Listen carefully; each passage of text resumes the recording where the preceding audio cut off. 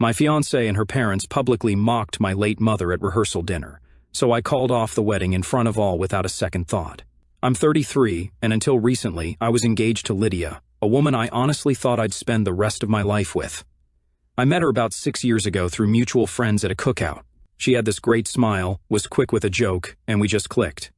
I didn't think twice when I decided to propose a year ago. It felt like the right time, the right person. At the time, I wasn't just marrying Lydia. I was also, in a way, marrying her family. Her parents, Jack and Donna, are the kind of people who love to be the center of attention. They're loud, opinionated, and always seem to have a comment about everything. At first, I thought it was just their personality, but over time, I started seeing how their entitlement bled into everything they did. Before we dive into what went down, let me talk about my mom. Her name was Patricia, and she was, hands down, the best person I've ever known.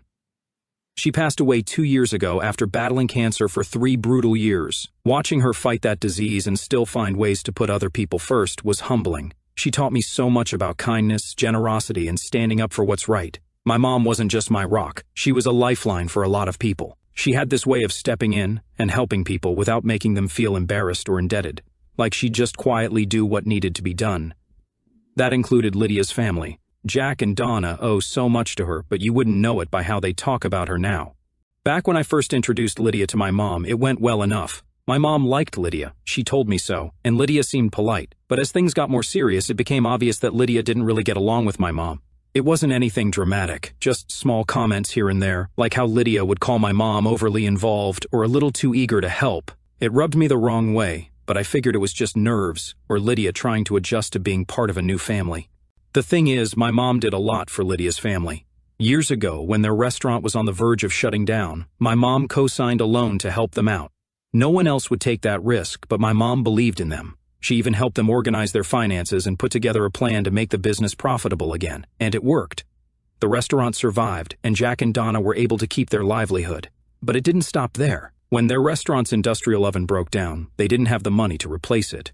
My mom paid for it outright because she didn't want them to lose business. She never asked for the money back, even though she could have used it for her own medical bills later on. That's just who she was. Then there was Lydia's older brother, Ryan. He was struggling to finish college because he couldn't afford tuition for his last semester. My mom stepped in and covered the cost so he wouldn't have to drop out. She said, "Education is one thing no one can take away from you." It wasn't just money she gave, it was time and energy. She spent hours helping Lydia's family with everything from bookkeeping advice to babysitting Ryan's kids so he could focus on studying.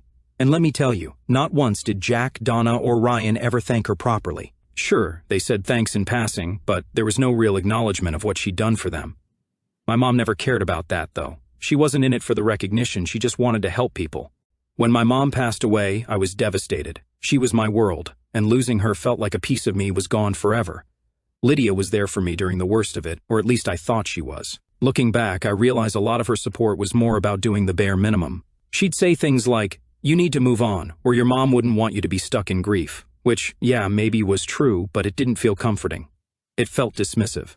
Leading up to the wedding, I started noticing more red flags. Lydia was weirdly dismissive anytime I brought up my mom in conversations about the ceremony. For example, I wanted to include a small tribute to my mom during the vows, and Lydia just brushed it off, saying, "Isn't that going to make people sad? Weddings are supposed to be happy." I let it slide because I didn't want to start a fight. But little things like that kept piling up. Then there were the comments from Jack and Donna. They had this way of talking down to me, like they thought Lydia was marrying beneath her. Jack once joked about how Lydia was upgrading her life by marrying someone from a simpler background. Donna would say things like, "Well, we all make sacrifices for love," as if Lydia was doing me a favor by agreeing to marry me. It stung, but I kept my mouth shut for Lydia's sake. Looking back now, I wish I'd spoken up sooner. Maybe I could have saved myself some heartache, but I kept telling myself that once the wedding was over and the dust settled, things would get better. I couldn't have been more wrong. So, fast forward to about a month before the wedding. That's when things really started to unravel. Like I said earlier, Lydia's parents, Jack and Donna, offered to host the rehearsal dinner at this fancy restaurant they had ties to. At first, I thought it was a nice gesture. I figured maybe they were trying to smooth over all the little snide comments and awkward moments we'd had during the wedding planning. I even told myself, maybe this is their way of stepping up and showing some class. Now, a little context about this dinner. Lydia's parents didn't just offer to host it, they made a big show of how generous they were being. Donna kept bringing it up in conversations like, oh, we've put so much effort into making this rehearsal dinner perfect. It's going to be the talk of the town. Jack, of course, chimed in every chance he got, reminding me and everyone else that the restaurant was one of the best in the area and how we were lucky they were able to secure it. The whole thing started to feel less like a gift and more like an ego boost for them. But whatever, I was focused on making the wedding happen, so I let them take the reins on the rehearsal dinner. Big mistake. As we got closer to the date, Jack and Donna's true colors started to shine through even more. Every conversation with them turned into some kind of backhanded comment or passive-aggressive remark. For example, when I tried to confirm the guest list for the dinner, Donna rolled her eyes and said, "We'll handle it, Michael. You don't need to stress over the details. Just show up and enjoy." It was such a small thing, but it bugged me. Like, this was supposed to be our event, right? Shouldn't Lydia and I have a say in who's coming? Then there was the menu. Donna made this huge deal about how they were curating a high-end dining experience for the night. She kept saying things like, "Oh, we've got the chef to create something really special. Nothing like what you'd normally find back home, Michael." That last part was her favorite dig. Back home. She loved reminding me that I wasn't from the same social circle as them. I'm from a small working-class town, and they never let me forget it. I tried to brush it off and focus on the bigger picture. I kept telling myself, it's just one night. Smile, nod, and get through it. But even Lydia was starting to act weird. She'd always had this habit of siding with her parents on things, but in the weeks leading up to the dinner, it got worse. Anytime I brought up an idea or concern, she'd wave it off and say, "Michael, you're overthinking this. My parents know what they're doing." The thing is, it wasn't just about the dinner. It was the way they made me feel like an outsider in my own relationship. They treated me like I was lucky to even be in the room, like I should be grateful that Lydia was willing to marry me. And Lydia? She never stuck up for me. If anything, she encouraged it by laughing along or dismissing me whenever I tried to bring it up. A week before the dinner, there was this incident that should have been a huge red flag for me. Lydia and I were at her parents' house, finalizing some details for the wedding. Donna was in full control mode, flipping through seating charts and floral arrangements like she was planning a royal event. At one point, I made a suggestion about changing the centerpieces to something simpler, something my mom would have loved. Donna didn't even look up from her binder. She just said, "Oh, Patricia had interesting taste, didn't she? But this is Lydia's day. Let's keep things modern, shall we?" I froze. It was such a subtle jab, but it hit me hard. Lydia didn't say a word. She just kept scrolling on her phone like nothing had happened. I wanted to call Donna out right then and there, but I didn't want to start a fight, so I swallowed my pride and stayed quiet. Looking back, I hate that I didn't say something. It's like every little insult and slight was adding up, but I kept brushing it off because I didn't want to rock the boat. I thought I was keeping the peace. The day of the rehearsal dinner finally arrived, and I could already feel the tension in the air. Lydia and I drove to the restaurant together, and I tried to make small talk to lighten the mood. She was quiet, though, scrolling through her phone and barely responding.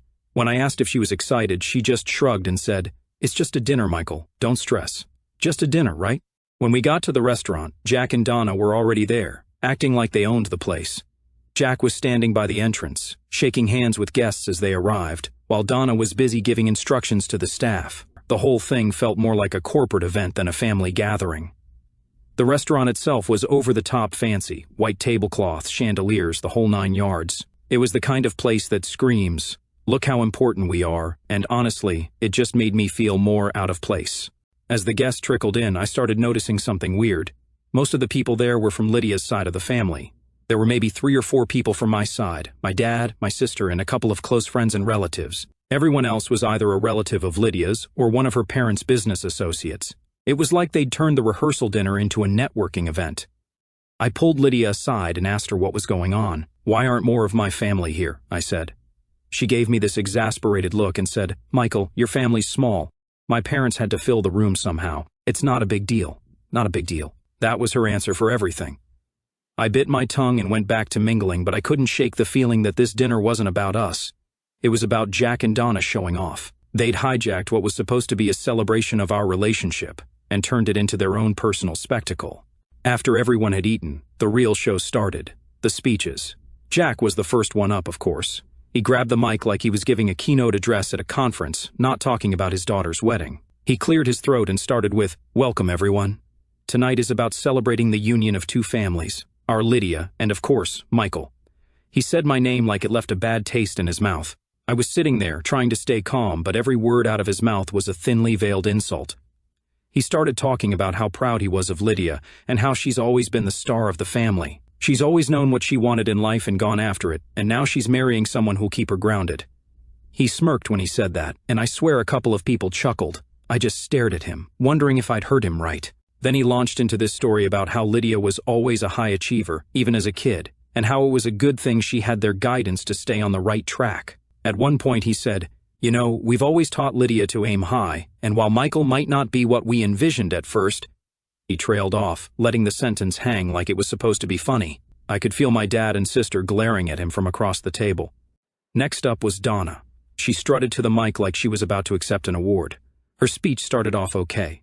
She talked about how much she loved Lydia and how excited she was for the wedding. But then she started making these little digs about me. She talked about how Lydia was the perfect daughter who deserved the best in life and said, "It's a good thing she's patient because she's taught Michael so much already." I almost choked on my water. What had Lydia taught me? How to bite my tongue while her parents insulted me every chance they got. Then Donna turned to me and said, "Oh, so we're so happy to welcome you into the family, Michael.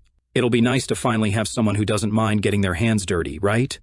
She laughed, and a few of her relatives joined in. I glanced at Lydia, hoping she'd step in or at least look uncomfortable, but she was smiling along with them. And just when I thought it couldn't get worse, Jack got back up to the mic.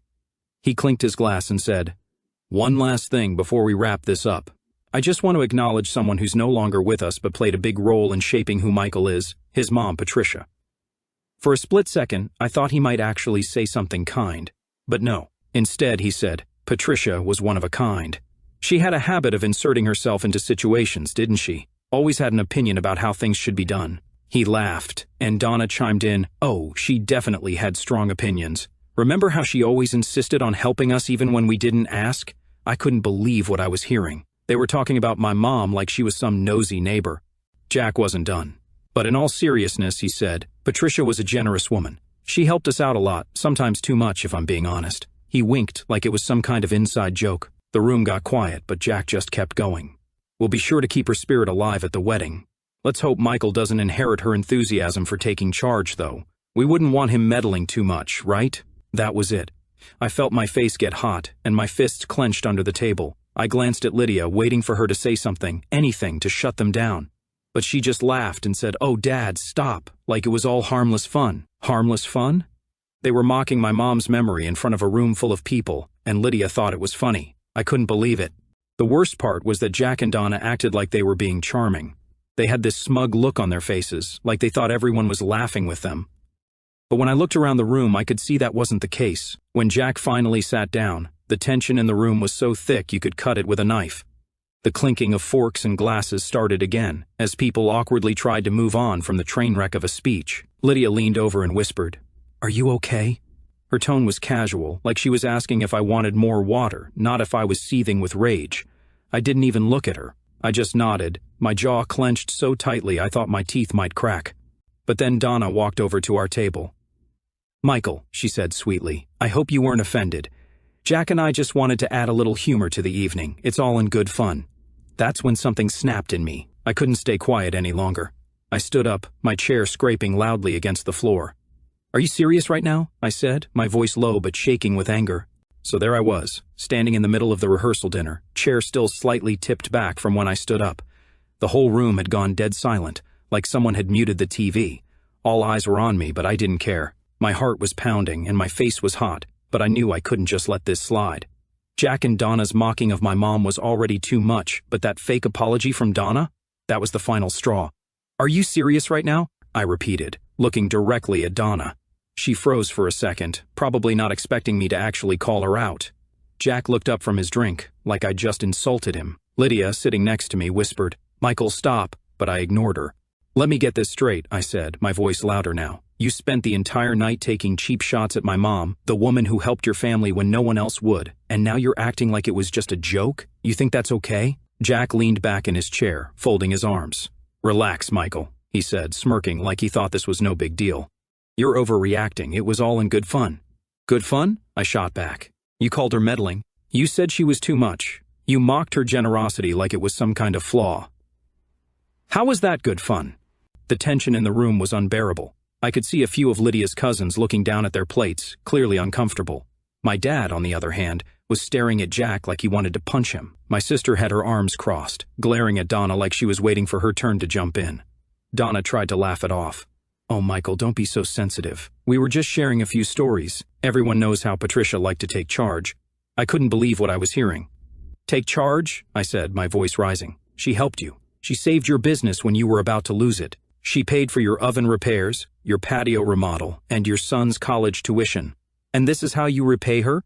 By turning her into some kind of joke at a rehearsal dinner?" Jack sat up straighter, clearly annoyed now. "All right, that's enough," he said, trying to sound authoritative. "We didn't mean any harm, but if you're going to throw a tantrum about it, maybe you're not ready for marriage." That comment showed just how little respect he had for me, or for my mom for that matter. Lydia finally spoke up, tugging on my sleeve. "Michael, can we just go outside and talk? Please?" I pulled my arm away. "No, Lydia, we can't. Not until your parents understand how disrespectful they've been." Donna sighed dramatically, like she was the victim in all this. "Michael, this is supposed to be a happy occasion. You're ruining the evening for everyone." "I'm ruining the evening?" I said, my voice shaking with anger. "No, Donna, you ruined it the second you decided to trash my mom in front of everyone. And Lydia, you just sat there and let it happen." Lydia's face turned red. "I didn't know they were going to say all that," she said defensively. "But you laughed," I shot back. "You laughed at every single insult. You didn't even try to stop them." At this point, the whispers in the room started picking up. People were leaning over to each other, murmuring about the scene unfolding in front of them. I could feel the weight of their stares, but I didn't care. This wasn't about them, this was about standing up for my mom. Jack stood up, clearly fed up. "All right, Michael, if you're so offended, maybe you should leave," he said, pointing toward the door. For a moment I considered it. I thought about just walking out, leaving them to their perfect little dinner. But then I looked around the room, at my dad, my sister, my few friends who had come to support me.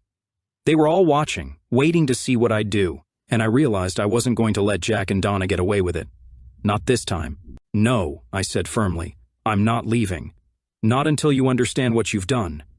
Jack opened his mouth to respond, but I cut him off. "You act like my mom was some overbearing busybody, but without her you wouldn't even have this restaurant connection. She didn't do any of that because she wanted recognition or praise. She did it because she cared. And now you're sitting here trashing her memory like it's some kind of punchline.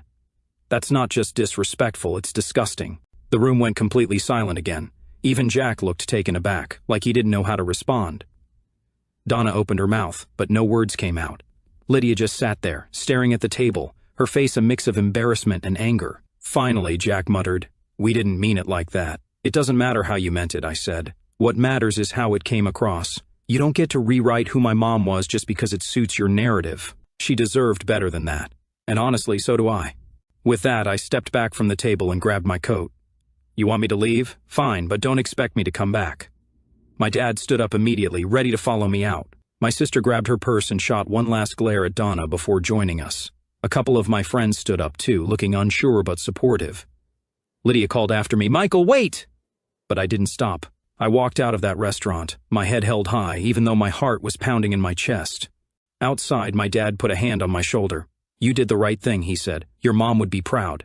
I nodded, but I didn't feel proud. I felt angry and betrayed. And I realized something. If she couldn't stand up for me or for my mom, then maybe she wasn't the person I thought she was. Part of me thought I'd done the right thing by walking out, but the other part of me couldn't shake the feeling that it wasn't enough. If I left things as they were, Lydia and her family would just spin the story to make me the bad guy. They'd frame it as me being too sensitive or overreacting.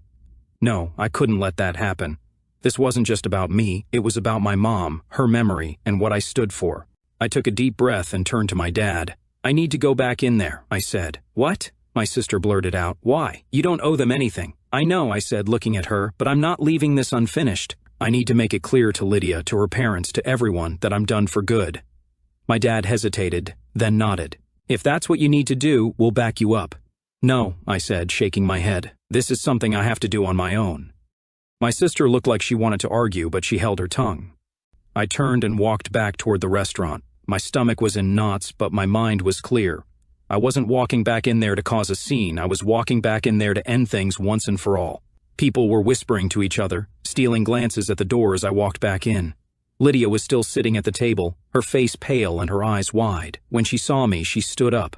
"Michael," she said, "what are you doing?" I ignored her question and walked straight to the front of the room where Jack and Donna were still seated, looking far too pleased with themselves. Jack raised an eyebrow as I approached, clearly not expecting me to come back. Donna gave me that same fake sweet smile she'd been using all night. "Back so soon?" Jack said, his tone dripping with sarcasm. I didn't bother responding to him. Instead, I turned to face the entire room. "Excuse me, everyone," I said, loud enough for the whole room to hear. The murmuring stopped instantly, and all eyes were on me again. My heart was pounding, but I kept my voice steady. "I have something I need to say." I glanced at Lydia, who was now standing frozen by the table, her hands clasped tightly in front of her. "I know this isn't the time or place anyone expected for this, but after what's happened tonight, I don't see any reason to wait." I took a deep breath and continued. "This wedding is off." The room erupted. Gasps, murmurs, and the scraping of chairs filled the air as people turned to each other. Lydia's jaw dropped, and her hands flew to her mouth. "Michael, no," she whispered, but I held up a hand to stop her. The room was dead silent now. Even the waitstaff had stopped moving, standing frozen in the corners of the room. I turned back to the rest of the guests. "This isn't just about tonight," I said. "This is about the kind of family I'd be marrying into, a family that doesn't respect me, doesn't respect my mom, and doesn't respect the values I was raised with. I can't, and I won't, spend the rest of my life being treated like this." Jack finally found his voice. "You're making a big mistake, kid," he said, his tone dripping with condescension. "You're throwing away a good thing over nothing." I laughed bitterly. "Nothing? You think disrespecting my mom is nothing? You think treating me like I'm less than is nothing?" "No, Jack. The mistake would be going through with this wedding and tying myself to a family that doesn't deserve me." Donna looked like she was about to cry. Or maybe she was just embarrassed that their little show had backfired. "Michael," she said, her voice shaky, "let's not make decisions in the heat of the moment. We can talk about this tomorrow when everyone's had a chance to cool down." "No," I said firmly. "We're not talking about this tomorrow or ever. This is done." I turned to Lydia one last time. Her face was streaked with tears, and she looked like she didn't know whether to scream or beg. I walked back toward the door, my footsteps echoing in the silent room. As I reached for the handle, I heard Lydia call after me one last time. "Michael, please don't do this." I paused for a moment, my hand on the door, then turned back and said, "I already did." Walking out of that restaurant felt like ripping off a Band-Aid. There was a sting, sure, but the overwhelming feeling was relief. It was over. The wedding, the constant disrespect, the feeling of being second best in a family I was supposed to join. All of it was behind me. The next morning, the real fallout began. I woke up to about 100 unread messages on my phone. Most of them were from Lydia, a few were from Jack and Donna, and there were even a couple from random relatives of hers who I barely knew. The tone of the messages ranged from pleading to outright nasty. Lydia's texts were full of apologies. "I'm sorry, Michael. I didn't mean to hurt you. Please just talk to me." Jack's were more aggressive. "You embarrassed us in front of everyone. You'll regret this." "And Donna?" "She tried to play the victim. I can't believe you do this to Lydia. She didn't deserve this." I ignored all of them. By mid-afternoon, Lydia showed up at my apartment. I knew it was coming. I'd been bracing for it all day, but that didn't make it any easier. When I opened the door, she looked like she hadn't slept. Her eyes were red, and her face was blotchy from crying. She was still wearing the dress from the night before, like she'd gone straight home and cried herself to sleep. "Michael," she said softly, her voice shaking, "can we please talk?" I crossed my arms and leaned against the doorframe. "What's there to talk about, Lydia? I made myself pretty clear last night." She flinched, like I'd slapped her, but she didn't back down. "I know you're angry, and you have every right to be," she said, "but we can fix this. We can work through it." I shook my head. "You don't get it, do you? This isn't something we can just work through." She wiped her eyes with the back of her hand, her voice cracking as she said, "I was scared, okay? I didn't know what to do." "Scared of what?" I asked, my frustration boiling over. "Scared of upsetting your parents? Scared of making a scene?" She didn't have an answer. She just stood there, crying, while I stared at her, waiting for something, anything, that would make me believe she actually understood what she'd done. But nothing came. Her eyes widened, and she took a step closer. "Please, Michael," she whispered, "don't do this. We can make it work. I'll talk to my parents. I'll make them apologize. Just don't end it like this." I shook my head again. "It's not just about your parents, Lydia. It's about you. Last night showed me exactly who you are, and I can't unsee it. I deserve better than this." She stared at me for a moment, her face crumpling as the reality sank in. One Saturday afternoon, I was cleaning out my mom's old keepsake box. It was something I'd held on to ever since she passed. Inside were things like her favorite necklace, a pair of earrings she used to wear to church, and a small, delicate locket with a picture of my grandmother inside. That locket had been in my family for generations, passed down from mother to daughter, and my mom had given it to me before she passed. She said, "One day, you'll know the right person to give this to." I'd kept it tucked safely in the box ever since. It wasn't just a piece of jewelry, it was a piece of her, of our family history. But when I opened the box that day, the locket was gone. At first, I thought I was imagining things. I tore the box apart, carefully searching through every corner, but it wasn't there. I checked the drawers where I kept the box, the shelves, even the floor around it. Nothing. My heart sank as the realization hit me. Someone had taken it. The only person who'd been in my apartment recently, besides my family and close friends, was Lydia. My stomach churned as I pieced it together. She'd come over a few days after the breakup to drop off the engagement ring. She'd asked to use the bathroom before she left, and I'd thought nothing of it at the time. But now it all made sense. I grabbed my phone and texted her, "Did you take the locket from my mom's keepsake box?" A few minutes later, she replied, "What are you talking about?" I didn't buy it for a second. "You know exactly what I'm talking about. The locket my mom left me. It's gone. You're the only person who's been in my apartment recently. Did you take it?" She didn't respond right away, but when she did, her message made my blood boil. "I borrowed it because I wanted to keep a piece of her with me. I thought it would help me feel closer to you." Borrowed? She borrowed it without asking, without even telling me. I couldn't believe the audacity. I called her immediately. When she picked up, she sounded defensive, like she was the victim in all of this. "Michael, it's not a big deal," she said. "I was going to give it back." "Not a big deal?" I snapped. "That locket has been in my family for generations. It's not some trinket you can just take because you feel like it. How could you even think that was okay?" "I just wanted to feel connected to you," she said, her voice trembling like she was trying to play the sympathy card. "I didn't think you'd notice." "Of course I'd notice," I shouted. "It's my mom's. And the fact that you didn't think to ask me first makes it even worse." She started crying at that point, but I wasn't in the mood to comfort her. "Where is it?" I demanded. "It's at my parents' house," she admitted through sobs. "I didn't want to lose it, so I left it there for safekeeping. That was the last straw. You took something that didn't belong to you, something that means more to me than you'll ever understand, and you just left it at your parents' house? Are you kidding me?" "I'm sorry," she whispered. "Sorry doesn't cut it," I said, my voice cold. "I'm coming to get it now." An hour later, I was pulling up to Jack and Donna's house. My anger had only grown during the drive, and by the time I knocked on the door, I was ready to explode. Donna opened it, her fake sweet smile fading when she saw the look on my face. "Michael," she said cautiously, "what are you doing here?" "I'm here to get my mom's locket," I said bluntly. "Lydia told me it's here." Donna's face shifted into a mix of confusion and annoyance. "Lydia took a locket? Why would she—" "Just get it," I interrupted. She narrowed her eyes but stepped aside to let me in. A few minutes later, Lydia came downstairs holding the locket in her hand. Her eyes were red and her face was blotchy, but I didn't care.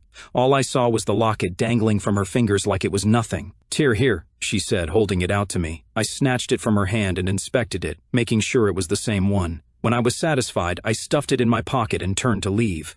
"Oh, Michael, wait," she said, her voice desperate. "I didn't mean to upset you. I was just trying to save it," I said, cutting her off. "Connie's you stole from me, Lydia, from my mom. Like, what you'd already done wasn't enough." Her face crumpled, and she started crying again. But I didn't stop. I walked out the door, slamming it behind me. In the days that followed, I blocked her number, deleted her messages, and cut off every possible way for her to contact me. I was done with her, her family, and all the drama they brought into my life. Calling off the wedding had been hard, but this was the final nail in the coffin. And as tiring as it was, it also felt like closure. I'd stood up for myself, for my mom, and for the values she'd instilled in me. I knew I'd made the right choice. And for the first time in a long time, I felt at peace.